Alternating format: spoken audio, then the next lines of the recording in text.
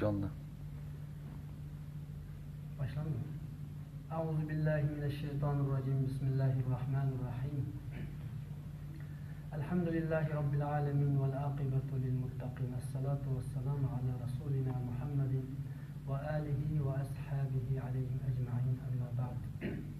Esselamu aleyküm dünyanın her qaysi joylarida yaşayotgan Uyg'ur qarindoshlarım.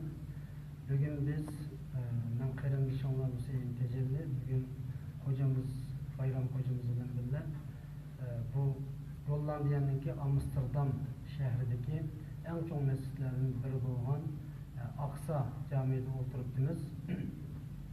Oturuşumuzdaki maksat neçe vakitdan beri ben bu camide muazzinlik hizmeti kılıp onundan başka kaldığımız günlerde bu yakınlığa hafta ahırı koyduğum okuyucularda ders veriş hizmetinden şoğullanıp onundan başka imam yok vakitlarda imamlık işini kılınız inşallah.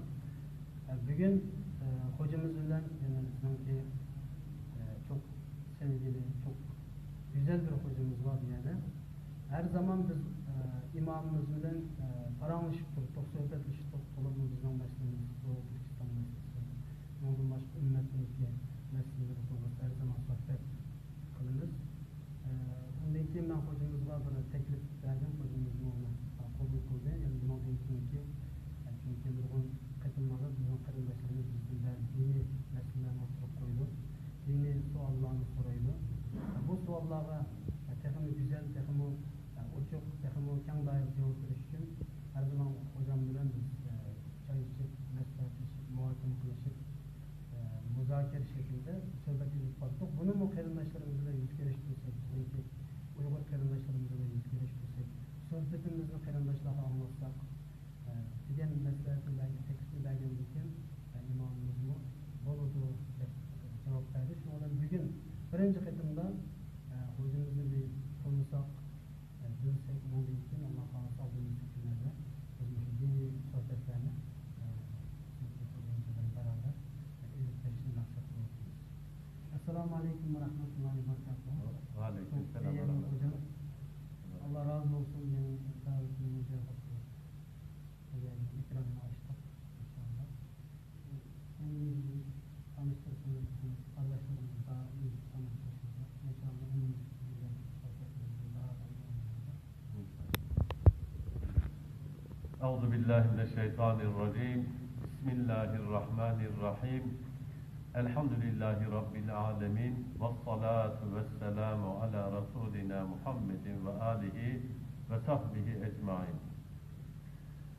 Değerli Doğu Türkistan din kardeşlerim, Rabbimle bizi buluşturan Allah'ımıza sonsuz hamdü senalar olsun. Efendimiz Peygamberimiz sallallahu aleyhi ve selleme de sonsuz selatü selam olsun inşallah. Ta uzaklardan sizlere bütün kalbimizle selamlıyoruz sizlere. Ben 1956 Malatya'da dünyaya geldim. İlk göreve başlama tarihim 1976. Allah nasip ederse inşallah 9. ayın 20'sinde 41 seneyi tamamlayacağız inşallah bu görevde.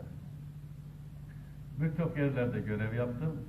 Burada en son İstanbul Mehmet Akif Kur'an kursunda hem öğretici hem yönetici olarak görev yaptık. Daha sonra da Avusturya'da 11 yıl görev yaptık. Şimdi de buradaki değerli kardeşlerimize beraber dini hizmeti vermeye gayret ediyoruz. Hüseyin Hocam, Allah sizden de ondan da razı olsun.